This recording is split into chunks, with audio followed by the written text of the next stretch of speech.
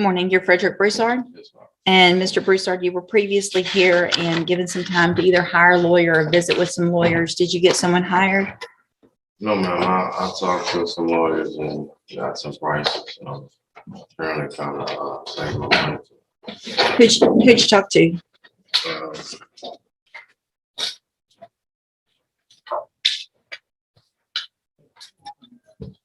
You want me to tell you? Yeah, you can just tell me. Benjamin Jeffries. Say that again. Benjamin Jeffries. Okay. James Michael. Mm-hmm. And Charles. Okay. So do you think you're going to be able to get one of them hired or? That's my goal. Okay. So thank you for taking care of what I asked you to do. What I'll do is reset your case for another 30 days or so to give you some time to see if you can get one of them hired. If you get one of them hired, just bring that reset notice again to them. They'll tell you what you need to do. If for some reason it's not going to work, that you're able to hire one of them, then I am ordering you to visit with. All right. This is the point where the pressure rises sharply. Even though the person involved is standing in court saying she doesn't want the case to continue, the judge isn't slowing down for a second. In situations involving domestic disputes or anything close to potential harm, the court knows these statements can change for many reasons. Judges and prosecutors understand that someone might step back from a complaint due to stress, outside influence, or fear, so they focus on the actions and evidence instead of a single moment's request. That's why the judge continues pressing forward, making it clear that the decision must be based on the full picture, not just the victim's current position. At least 3 more. You can tell that they all charge different amounts and have different payment plans. Bring me that information, then we'll discuss what your options are. Okay. Okay, if you step in front of the clerk, she'll give you that reset notice. Yes, sir.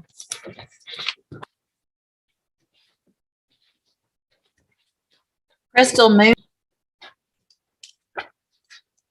Good morning, Ms. Roberts. Did you get someone hired? Who'd you visit with? Yes, ma'am. I visited with Say it again. Brian and Eduardo. I went over some prices, but I can't. Just those 2? Why didn't you call more? You were supposed to call at least. I called the 3 of them. Who else? And Ryan and Who? Parker. Alan Parker. Yeah. So are you working? I just got hired a while, but I got this monitor on my leg. Well, you have a monitor on your leg because you're on probation. And part of the allegations is that you weren't reporting. So we got to know where you are. So you're going to keep the monitor. What I'll do though, Ms. Roberts, since you did what I asked you to, I'm going to have you fill out some paperwork this morning to see if you qualify for a court-appointed lawyer. You need to fill it out accurately and completely because you're going to swear under oath that it's all true. So put what your income is going to be from Walmart, what you anticipate your hours, things like that, whatever bills you have. If you'll step in front of the clerk, they'll give you that information instruction. I didn't know that he hired Mr. Rennick from the last time. Did you hire Mr. Rennick? I did, but the deal fell through. Okay. So were you able to get anyone else hired, Mr. Bazile? I worked by Mr. Thomas' office on call, but nobody answered the door, lawyer, attorney. Yeah. And as far as I got. Did you bring in, at one point you had indicated that you were receiving Social Security disability. Yes, Did you bring that ma'am. information? You asked me for that. I did. Okay, I brought it. Okay. Do you want me to take a look at that and see if you qualify for a court-appointed lawyer then? If you want to, regardless, you asked me to bring this to you. Well, it's not if I want to. So here's the thing. If you could afford an attorney. I was trying, but I know. This price was so ridiculously high that I couldn't even pay my rent. Let me see what you've got there. Only 2 lawyers. That's definitely going to catch the judge's attention, and not in a good way. When the court orders you to contact multiple attorneys, it's not a casual suggestion. It's a requirement, a part of the process that must be followed. Miss Roberts is about to find out firsthand what happens when you only complete a fraction of what's expected, and the consequences aren't pretty. Hey, I just need your information on what you receive a month from Social Security. I should have. Well, I mean, There. I got it. You might need this. It's a ticket that you're supposed to pay. Yeah, I done all that. That's But all. why are you giving me that? Well, I give you it. I don't need all of the paperwork for your life, sir. I know, you asked me for it. I asked you for specific information with regard to Social Security and what you receive a month. Yes, ma'am. There we go. That's all I need right there.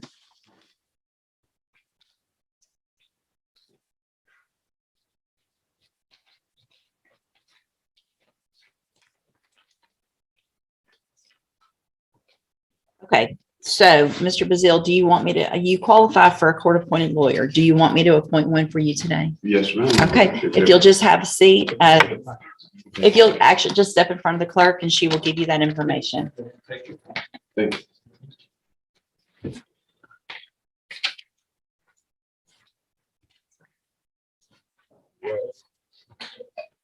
Thanks. Good morning. Are you Christian Bertrand? Yes, ma'am. Mr. Bertrand, this is your initial appearance in cause number 23 DCCR 0158.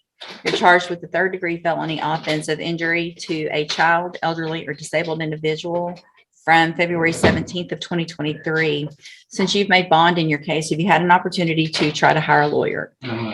So what I'm going to do, Mr. Bertrand, is reset your case for about 30 days to give you some time to try to get someone hired. If you get a lawyer hired before the next court date, bring the reset notice that you get today to that lawyer. They'll tell you what you need to do. If you're unable to hire someone before the next court date, then I'm ordering you to visit with at least 3 lawyers. They all charge different amounts, have different pay. Check this out. My guy came prepared. Birth certificate, tax documents, car warranty, maybe even a grocery list tucked in there somewhere. But the judge only needs one thing: proof of Social Security income. It's like unloading your entire backpack in front of the teacher when all they asked for was a single paper. A classic case of over-preparing in the courtroom. You need the information when you come back about who you've talked to, and then we'll discuss what your options are if you need more time, things like that. If you don't do that, then when you come back, you run the risk of me raising your bond for not following that court order, and you'd have to go back to jail. Do you understand? Yes, ma'am. If you step in front of the clerk, she'll give you a reset notice. Good morning, ma'am. You're Tamika Charles, and you were previously here and given some time to hire a lawyer. Did you get someone hired? Who'd you hire? Bruce Smith? Yeah. Okay, did he tell you he was going to come this morning? If you'll just stay in here in the courtroom till he gets here and gives us that information. Okay. Good morning. Are you David Garza? And Mr. Garza, this is your initial appearance in cause number 23 DCCR 0442. You're charged with third-degree felony offense of driving while intoxicated, third or more, from October 12th of 2022. Since you've made bond in your case, have you had an opportunity to try to hire a lawyer? Yes, ma'am. I have. It's not Marcus Wilkerson. Okay, you already hired I him? just hired him last week. Okay, if you'll just have a seat here in the courtroom, is he going to meet you here this morning? He's not.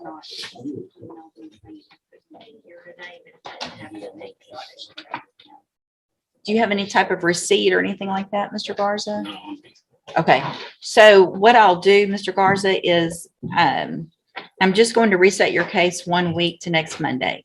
But get with Mr. Wilkerson, make sure he files the appropriate documentation this week. And if he does that, and if he tells you not to come, then you might not have to come next week. If you haven't heard from anybody, then be sure and be here. You're better off coming. Yeah. When you don't have to, then not showing up in a bond forfeiture. That's like he told me today, because he told me that he wasn't able to, because like I said, I hired him last Wednesday.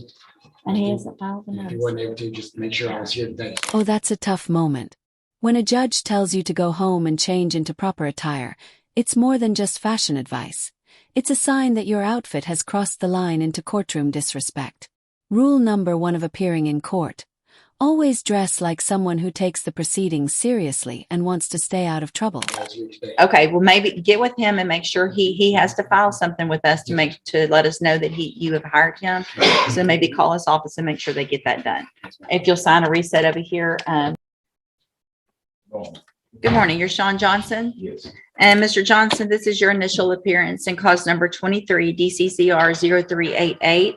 You're charged with a false statement involving property or credit in the amount of $2,500 up to $30,000 from July 28th of 2022. Since you have made bond in your case, have you had an opportunity to try to hire a lawyer? So what I'm going to do, Mr. Johnson, is reset your case for about 30 days to give you some time to see if you can get someone hired. If you get someone hired before the next court date, then bring the reset notice that you get today to that lawyer. They'll tell you what you need to do. If you're unable to hire someone before that next court date, then I'm ordering you to visit with at least 3 lawyers. They all charge different amounts. They have different payment plans. Bring me the names of the lawyers that you've talked to, so I know you're trying to discuss what your options are. If you don't do that, then when you come back, you run the risk of me raising your bond for not following that court order, and you'd have to go back to jail. If you'll step in front of the clerk. Thank you, sir. Noah, not. Good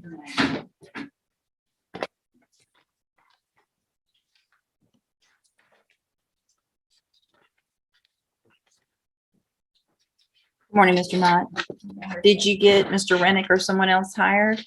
I initially talked to Mr. Rennick, and he didn't want to do a payment plan with me because of my prior incident with my last lawyer. Mm-hmm. He wanted me to pay in full, and I told him $15,000 in full. Right.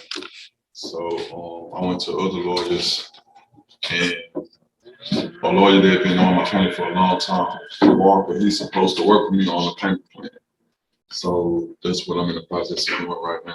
That charge, injury to a child, elderly, or disabled person, is among the most serious third-degree felonies in many states. Prosecutors treat these cases with extreme seriousness, and any misstep can be costly. This isn't a courtroom you walk into unprepared. Let's watch closely and see if Bertrand did his homework, or if he's about to get a very expensive wake-up call. Who'd you talk to? Walker, that's who I'm trying to get hired. Yeah. I also talked to Which one? Lane Walker, Okay, the father or the son? the father, Okay. and I also talked to the Crenshaw Law Firm Mm-hmm. and the Bailey Law Firm also. Okay. But I'm initially going with Walker. With I'm this one. just getting everything together. Okay, so thank you for taking care, at least trying and talking to some other attorneys. What I'll do, Mr. Knott, is reset your case one more time to give you some time to try to get someone hired. See if you can get someone hired before that next court date. If it's not going to work out with Mr. Walker or the others, visit with some more. As you can see from talking to them, they all have different arrangements. Bring me that information when you come back, and we'll see what your options are. Okay. All right. If you step in front of the clerk, she'll give you a reset notice.